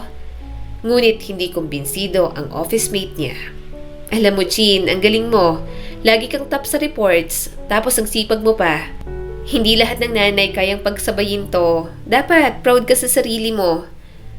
Nang gabi, pag-uwi, nakangiti si Alvin sa kanya. Sinundo siya nito sa pintuan at kinuha ang bag mula sa kamay ni Chin. Halatang tuwang-tuwa ang asawa niya. Simula nang buksan niya ang usapan tungkol sa kanyang pagre-resign. Mabigat man ang loob ni Chin, pero napapangiti naman niya si Alvin. Kaya siguro baka okay na yon. Baka kailangan niya na lang talagang makontento bilang isang may bahay. Pagkatapos mag-resign ni Chin, bumalik siya sa pagiging full-time mom at full-time wife. Umiikot ng buhay niya sa mga gawaing bahay at pag-aalaga kay Ana. Isang umaga, habang naglilinis ng kwarto, nagulat siya nang makitang naiwan ni Alvin ang laptop nito. Napansin niyang bukas din yon at nakalagin pa ang account nito. Hanggang sa isang bagong notification ng mensahe ang nagbigay liwanag sa sulok. Tumigil ang tibok ng puso niya. Nakita niya kasing isang mensahe yon ng babae. Hindi naman sila mahigpit ni Alvin sa mga kanya-kanyang account dahil may tiwala sila sa isa't isa. Kaya medyo nagulat siya sa babaeng nag-notif doon. Sa nanginginig ng mga kamay, binuksan niya ang thread ng mensahe. Lumaki ang mga mata niya. Nandoon mga mensahe ng isang babae sa kanyang asawa. Nang mag-backread siya, doon niya nalaman na may pisikal na ugnayan ito at si Alvin. Hanggang sa nakita niya ang mga huling messages at tanging ang babae na lang ang may mensahe. Hindi na nagre-reply ang kanyang asawa. "Please, Alvin, mahal kita. Huwag mong gawin sa akin to. Huwag mo kong basta iwan na lang. Hindi ko kaya. Okay lang kahit may asawa ko. Willing akong maging kabit mo lang. Basta huwag mo kong iwan." Binasa niya rin ang last na reply ni Alvin. "Ayoko na, Maine. Hindi ko na kayang lokohin ang asawa ko. Gusto ko nang magbago. At may effort na siya para maging maayos kami. Tama na. Huwag ka nang mangulit. Hindi naman kita mahal. Alam mong hanggang pangkama lang ang habol ko sa'yo. Si Chin lang ang mahal ko. At pinagsisisihan ko na pinatulan pa kita. Wala na sana akong problema ngayon kung kailan maayos na kami." Sunod-sunod na tumulo ang mga luha ni Chin. Parang gumuho ang kanyang mundo. Ang manloko at maghanap ng ibang babae si Alvin ang pinaka-list na expectation niya sa buhay ng mag-asawa siya. Humawak si Chin sa gilid ng mesa. Gano'n nakatagal? Paano niya nagawa to? Umalingaw-ngaw ang tunog ng pinto ng sala. Pumasok si Alvin na kalmado at hindi alam na may alam na siya. "Chin!" Tanong nito pero agad na nag-iba ang ekspresyon nang makitang bukas ang laptop. "Anong ginagawa mo dyan?" "Alvin, ano to?" Nanginig ang boses niya. "Sino yung babae sa messages mo? Sino siya sa'yo? Kabit mo?" Umiwas ng tingin ang kanyang asawa. Hindi ito makasagot at halatang guilty. Bumaha ang galit sa mga mata ni Chin. "Nakita ko. Lahat. Ang mga larawan, ang mga messages nyo. Hindi mo na kayang itago, Alvin. Paano mo ito nagawa sa akin? Gaano nakatagal?" Bago ka makagraduate." Doon pa lang, malakas niya ng sinampalang asawa. Hindi siya makapaniwala. Sobrang tagal na pala siya nitong niloloko. Wala man lang siyang ideya at wala talagang kaalam-alam. "Walang hiya ka?" Puno ng hinanakit ang boses ni Chin. "Anong ginawa mo? Oo, madalas tayo magtalo nitong mga nakaraang taon. Pero hindi ko inasahan na abot ka sa ganito. Nang babae ka? Hindi mo man lang ako inisip. Hindi mo man lang iniisip na babae ang anak natin. Anong klase ka? Alvin, ang sakit ng ginawa mo. Ang tagal mo na akong niloloko." Pero minsan lang kami nagkita nun kapag nag-aaway lang tayo. Saka ako pumupunta sa kanya. Giit pa ni Alvin na para bang gagaan ang kasalanan nito sa kanya. Kahit isang beses pa yan o kahit araw-araw niyong ginagawa, kahit umaga, tanghali, gabi o midnight snack ninyo pang mga walang hiya kayo, nanloko ka pa rin. Sinaktan mo pa rin ako. Nang babae ka pa rin. And the fact na tinago mo sa akin ng ganito katagal, sobra-sobrang betrayal na to, Alvin. Sinubukan siyang hawakan ng kanyang asawa. Alam kong nagkamali ako. Sorry. I'm sorry. Wala na, tapos na kami. Hindi ko na uulitin pa. Pangako hindi ko na gagawin. Bigyan mo pa ako ng isang chance. Ginalo ni Chin ang buhok. Iyak lang siya ng iyak at malakas na napasigaw. Sobrang galit na galit ang puso niya. Gusto niyang manakit, magbato ng gamit o kahit anong magpapawala sa bigat ng kanya nararamdaman. Mabuti na lang, nasa school pa si Ana. Hindi nito maririnig at masasaksihan ang lahat ng yon. Ikaw din naman ang may kasalanan nito. Saad ni Alvin. Bahagyang natigilan si Chin at lumingon dito. Anong sabi mo? Alam mo ba kung bakit nangyari to? Ikaw naman ang dahilan ng lahat ng to. Parang gusto na lamang niyang sapakin ang kanyang asawa. Ano? Paano mo nasabi yan? Paano mo nasabi na ako ang may kasalanan? Ako bang nanloko? Hindi ba't ikaw? Hindi mo naiintindihan, sabi ni Alvin. Habang abala ka sa trabaho, habang abala ka sa pag-aaral mo, iniwan mo ako. Iniwan mo ako at hindi ka nakikinig sa akin. Hindi ka nagpapasakop sa akin na asawa mo. Nagpapasakop ako sa'yo pero it doesn't mean nakakalimutan ko ang sarili ko para sa mga gusto mo. At para sa'yo, nag-resign ako. Nilugmo ko ang sarili ko para lamang mapasaya ka. Umiling si Alvin at kumikislap ang mga mata sa luha. Kailangan ko ng respeto. Kailangan ko ng babae sa tabi ko at dahil sa kakulangan mo, ihinanap ko sa iba. Baliw ka para isisi sa akin ang kasalanan mo? Sumbat niya rito. Hindi ako dahilan ng kasalanan mo at hindi ako ang dahilan ng pagtataksil mo. Nagkibit balikat si Alvin na parang bata lang na nagtatampo. Oo, Chin, para sa akin ikaw ang dahilan. Kung hindi ka palaging busy, hindi naman talaga ako maghahanap ng iba. Kung palaging nandyan ka, baka hindi ko nararamdaman na kulang ang buhay ko. Baka hindi ko kailangan na hanapin yan sa iba. Sinampal niya pa ito ng isang beses. Sagad na siya kay Alvin. Mahal niya ang asawa pero hindi niya na kayang pagtiisan pa ito. Sobra na ang ginawa nito. Baka kung humingi lang ng tawad si Alvin, baka kung sinuyo pa siya at hindi sinisisi sa pagkakamali nito, baka mapatawad niya pa. Baka mabigyan pa ni Chin ng pagkakataon. Kaso, nasaktan na siya sa mga sinabi nito. Na-realize niya rin kung gaano ka-controlling ang asawa niya. Aalis na ako. Ayoko na. Isasama ko ang anak ko. Sabi na lang ni Chin. Agad namang naalarma si Alvin. Hindi mo pwedeng gawin yan sa akin. Maayos pa natin to. Huwag kang umalis. Ikaw lang ang mahal ko. Papa pa rin ako ni Ana. Sana naisip mo yan bago ka nagloko. Malakas niyang itinulak ang kanyang asawa. Wala kang karapatang pigilan ako. Ikaw ang nanloko sa amin. Hindi mo iniisip kung masasaktan kami. At alam mo, para sa akin wala akong naging pagkukulang sa'yo. Kahit na nag-aaral ako at pinagpapatuloy ko ang pangarap ko, nag-compromise pa rin ako sa mga bagay na gusto mo. Ang problema sa'yo, masyado kang insecure. Na pati ako iniisip mong kakompetensya mo. At hindi enough reason na nagkulang ako sa'yo para manloko ka.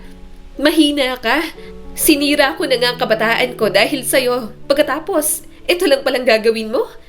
Kaya kung gusto kong umalis kasama ang anak ko, wala ka na ron. Wala kang karapatan pagkatapos ng mga ginawa mo sa amin. Hindi na nakapagsalita si Alvin. Hinayaan na lang siya nitong mag-impake ng mga gamit niya at ng mga gamit ni Ana. Bago umalis, tinawagan niya ang isa niyang kapatid. Pinasundo ni Chin ang anak niya sa school. Chin, please, huwag kang umalis. Pag-usapan natin to. Mag-asawa na tayo. Maayos pa natin to. Pakiusap ni Alvin nang nasa pinto na siya. Luha niya naman itong hinarap. Yun na nga eh. Mag-asawa na tayo. Mag-asawa na pero naglakas loob ka pa rin namang babae. Ang controlling mo. Nakakapagod ka. Palagi mo kong inaaway. Marami kang gusto. Marami kang ipinagbabawal. Mahal kita kaya tinitiis ko yon. Pero itong panluloko mo hindi ko na matatanggap. Hindi ko matatanggap na pinagtaksilan mo ako ng ganun katagal. Sana pala, nang nabuntis mo ako, hindi na ako nagpakasal. Nagsisisi ako. Nagsisisi ako na pinakasalan kita. Mas okay na hindi mo ko pinanindigan kasi mas okay pa yun kaysa may kumokontrol sa akin ng ganito. Umalis na si Chin. Hindi na rin naman siya pinigilan ng kanyang asawa. Sumakay na lang siya ng tricycle at pumunta sa bahay ng mga magulang niya. Nang makarating doon, panay ang tanong ng mga ito. Doon niya sinabi ang lahat. Galit na galit naman ang pamilya niya kay Alvin. Walang hiya na yun. Sinasabi ko na nga ba, may kakaiba sa ugali ng napangasawa mo. Pinagtatakpan mo naman palagi. Huwag ka nang magtiis doon. Hiwalayan mo na. Magiging toxic lang ang pagsasama niyo at madadamay pa si Ana. Galit na sabi ng kanyang ama. Pinunasan ni Lorna ang kanyang mga luha. Anak, tahan na. Gusto namin na maayos ka, na buo ang pamilya nyo. Pero kung ganyan naman ang asawa mo, mahihirapan lang kayo. Mahirap baguhin ang ugali ng isang tao kung nakasanayan niya na. Napasinghap naman si Chin. Pero iniisip ko po si Ana. Paano po siya? Paano ko po ipapaliwanag sa kanya na hiwalay na po kami ng papa niya? Ayoko pong maging broken family po kami. Pero magsama man kayo, pilitin yung mabuo kayo. Masasaktan pa rin ang anak ninyo. Saad ng kanyang ama. Babae ka, yung panlolokong ginawa niya sa'yo. Lamat na sa relasyon yung dalawa. Isa pa, mag-aaway lang kayo palagi kapag naaalala mo yun. Mabubuksan lang ng mabubuksan. At imposibleng hindi yun malaman ni Ana. Mas masasaktan ng bata kapag lumaki sa ganoong pamilya. May punto rin naman ang kanyang ama. Galit na galit pa siya, ni hindi niya nga alam kung mapapatawad niya pa si Alvin. Baka awayin niya lang ito ng awayin hanggang sa maapektuhan lang ang kanilang anak. Kaya naman sa mga nagdaang araw, nanatili na muna si Chin sa bahay ng kanyang mga magulang. Pilit niyang pinapakalma ang sarili. Anong gagawin mo rin sa kabit? Tanong ng kanyang ate. Napabuntong hininga na lang si Chin. Wala akong pakialam dun sa kabit, ate. Hindi ko naman siya kilala. Hindi rin ako war freak na basta susugod sa kanya. Karma na lang ang bahala. Ang galit ko, mas binubuhos ko kay Alvin. Siya ang asawa ko. Sa kanya ko binigay ang tiwala ko. Kasi sa totoo lang, kahit na may manglandi kay Alvin, kung hindi niya talaga gusto, hindi niya naman papatulan yon. Hinagod ng ate niya ang likod niya. Wala naman siyang pakialam sa kabit. Bahala na ang karma sa babaeng yon. Isa pa, alam niyang hindi ito mapapanatag sa buhay. Hangad niyang usigin na lang ang babae ng asawa niya ng sarili nitong konsensya. Sa mga lumipas na araw, nagpapadala ng mensahe sa kanya si Alvin. Sinusubukan itong tumawag pero na-block niya na ito sa number. Sinubukan din na pumunta sa bahay nila paglabas sa trabaho. Pero hindi ito pinapapasok ng mga magulang niya. Nasapak pa nga ng papa niya at walang pakialam kahit mabasa ng ulan. Ipinagpapasalamat niya na lamang na talog na si Ana, kaya hindi nito nakikita at hindi na nagtatanong. Pero syempre, magtatanong pa rin ito tungkol kay Alvin. Mama, nasan po si Papa? Bakit hindi pa po tayo umuwi sa bahay natin? Tanong ni Ana. Nahirapan siyang sagutin iyon. Anak, hindi pa kasi tayo pwedeng umuwi sa papa mo. Baka hindi na rin. May mga bagay kasi kaming pinagtalunan ng papa mo. Hindi mo pa iintindihan kasi bata ka pa. Napanguso naman ang anak nila. Pero miss ko na po si Papa. Ang tagal ko na pong hindi nakikita si Papa. Niyakap na lang niya ang kanyang anak. Hindi niya alam ang gagawin. Galit pa rin siya kay Alvin, pero batid niya na kailangan niyang iisang tabi iyon. May anak na naghahanap dito at kahit niloko siya, hindi niya naman yun pwedeng ipagkait kay Ana. Kaya kinabukasan, kinausap niya na si Alvin. Nang makita niya ito, halatang stress at talagang namamayat na. Parang hindi na rin nakakatulog ng maayos. Salamat sa pakikipagkita sa akin. May munting ngiti sa labi nito. Napabuntong hininga na lang siya. Nagpunta ako rito para kay Ana at hindi para makipag-ayos o makipagbalikan. Galit ako sa'yo pero narealize ko na kailangan kong maging civil sa'yo para kay Ana. Gusto niyang makita ka. Namungay ang mga mata ni Alvin. Miss ko ng batang yon. Miss na rin kita. Umiwas ng tingin si Chin. Hindi niya i-entertain ang mga bagay na yon. Mahal niya pa rin si Alvin, pero galit pa rin siya rito. Muling nagsalita ang kanyang asawa. Alam kong nagkamali ako. Mahal kita pero wala nang bigat yon dahil sa mga nagawa ko. Alam kong mali, alam kong kulang ang sorry. Pasensya na kung ganito ako. Pasensya na sa ugali ko. I'm sorry. I'm sorry talaga. Namuo ang mga luha ni Chin. Ayaw niyang magpa-apekto doon, pero sariwa pa rin sa kanya ang lahat. Hirap na hirap pa rin siyang patawarin ito. Naintindihan ko kung hindi mo na ako matatanggap ulit. Naintindihan ko kung hindi ka nababalik sa akin, Chin. Pero sana malaman mo na pinagsisisihan ko ang ginawa at habang buhay kong pagsisisihan. Hindi ko rin mapatawad ang sarili ko na naging toxic ako sa pagsasama natin. Na naging makasarili ako, manluloko, sinungaling at controlling. Sorry kung inagaw ko ang kabataan mo. Sorry talaga. Pinunasan agad ni Chin ang mga luha. Parang dinudurog ang kanyang puso. Nasasaktan siya ng ganoon kasi mahal niya ito. Pero marami nang nangyari at hindi niya alam kung maghihilom pa yon. Simula ng araw na yon, nagkasundo na silang maging co-parents para kay Ana. Hindi na rin gaanong nangulit si Alvin, pero sa tuwing nakikita niya ito, nakikita niya ang pagsisisi sa mga mata nito. Ilang taon ang lumipas, habang lumalaki, unti-unting naiintindihan ni Ana na hindi na sila pwedeng magkabalikan ni Alvin. Kaya kahit papaano, tinatanggap na nito. Si Chin nagkaroon ulit ng trabaho, na-promote at talagang nag-focus sa career. Kaya nakapagpundar na siya ng sariling bahay, kotse at ilang ari-arian. Napapag-aral niya rin si Ana sa magandang eskwelahan, magkatulong sila ni Alvin sa anak nila. Wala ka na ba talagang balak mag-asawa? Tanong ng ate niya. Tumawa naman si Chin habang umiinom ng red wine. Wala na ate, wala na akong interes, wala akong gana. Okay na akong single, magandang career at focus kay Ana. Natawa naman ang ate niya. Hoy, malapit na mag-18 si Ana. Darating ang panahon na magkakaroon siya ng asawa, mga anak, at sariling pamilya. Hindi ka ba nababahala na wala kang kasama? Hindi naman. Biglang sumabat si Ana. Mama, si Papa, ganyan din sinasabi. Ayaw na raw mag-asawa. Kumunot ang noo ni Chin.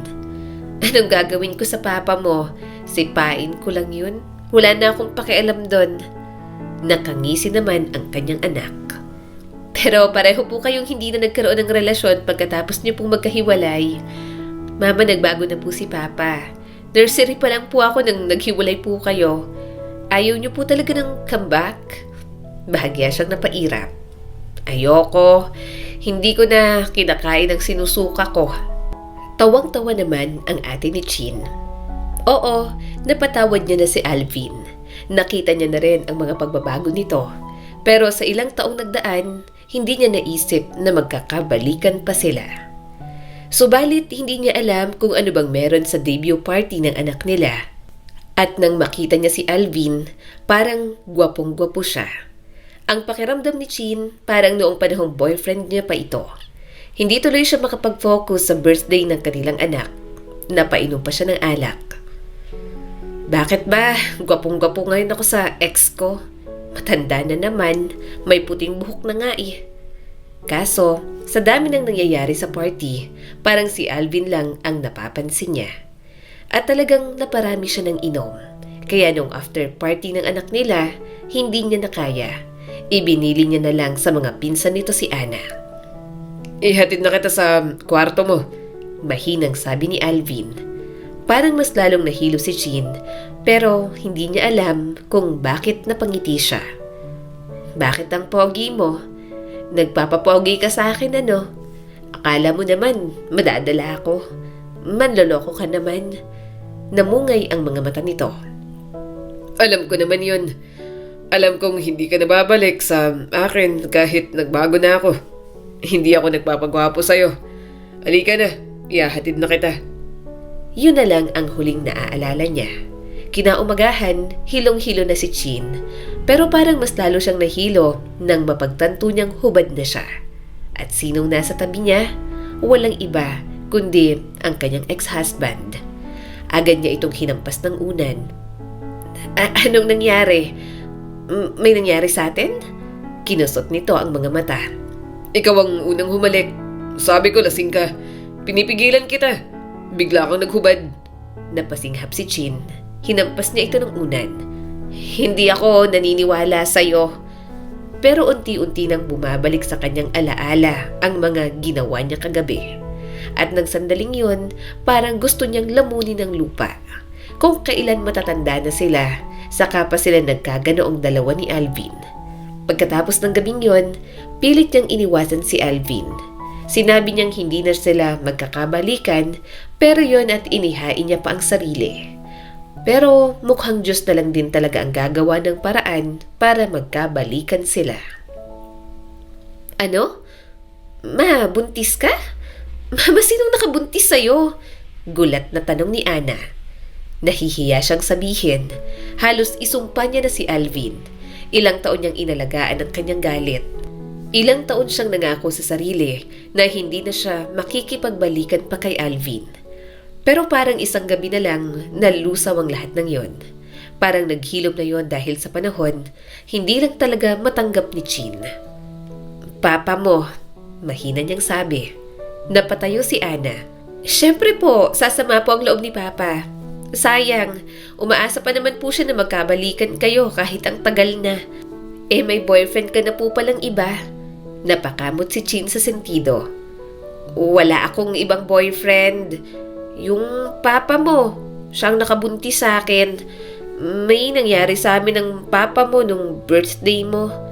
Laglag ang panga ng kanyang anak. Mas lalo tuloy siyang nahiya. Buntis ka? Boses yun ni Alvin na kararating lang. Namula agad si Chin, hindi niya alam ang isasagot. Hindi niya naman kasi alam na bibisita pala ito sa kanilang anak. Lumapit agad si Alvin. Hindi ito makapaniwala, pero may kislap ng saya sa mga mata nito. Parang hindi alam ang gagawin nang makalapit sa kanya. Nagulat na lang si Chin nang lumuhod si Alvin. Sobrang luhod, sobrang yuko, na halos halikan na nito ang kanyang mga paa. Ilang sandali pa, sumabog na ang emosyon ni Alvin. Nanginginig na ang mga balikat nito dahil sa sobrang pag-iyak. Please, parang awa mo na. Ilang taon kong narespeto ang desisyon mo na hindi na bumalik sa akin. Pero mahal na mahal pa rin kita. Tanggapin mo sana ulit ako. Papatunayan ko sa'yo na nagbago na ako. Hindi na ako yung dating Alvin na immature at makasarili. Hindi na rin niya napigilang umiyak. Marahan na rin siyang lumuhod at niyakap ng mahigpit si Alvin. Sorry. Sorry din sa sobrang taas ng pride ko. Kahit na nakita kong nagbago ka, hindi pa rin kita tinanggap pabalik. Alam kong umaasa ka. Naging dalaga na si Ana, pero pinapakita ko pa rin na galit ako. Pero ang totoo, mahal pa rin talaga kita. Ikaw lang ang lalaking minahal ko. Mas lalo siyang niyakap ni Alvin at humagulgol ng matindi. Hindi sobrang perpekto ng naging pagsasama nila. Mga bata pa lang sila noong nagpakasal. Hindi rin nila alam kung paano hahawakan ang mga emosyon nila. Pero binigyan nila ng panahon ng isa't isa. Binigyan nila ng pagkakataon ang mga sarili na maghilom at muling magsimula ng bagong pag-ibig na kanilang pagsasaluhan hanggang sa wakas. Ang kwentong ito ay nagpapaalala sa atin na hindi pa huli ang mangarap, na kung nakagawa tayo ng pagkakamali o pagsisisi sa ating mga buhay, may mga pagkakataon pa rin na pwede tayong bumangon. Pinaparating din ang kwentong ito na hindi naman imposible ang pangalawang pagkakataon. Pwede pa rin natin yung ibigay sa mga taong nagbago at inahon ng sarili mula sa mga kasalanan na pinagsisisihan. Muli, ako po si Skylar Guro at sana'y may bago na naman kayong natutunan sa kwento natin ngayon. Maraming salamat po.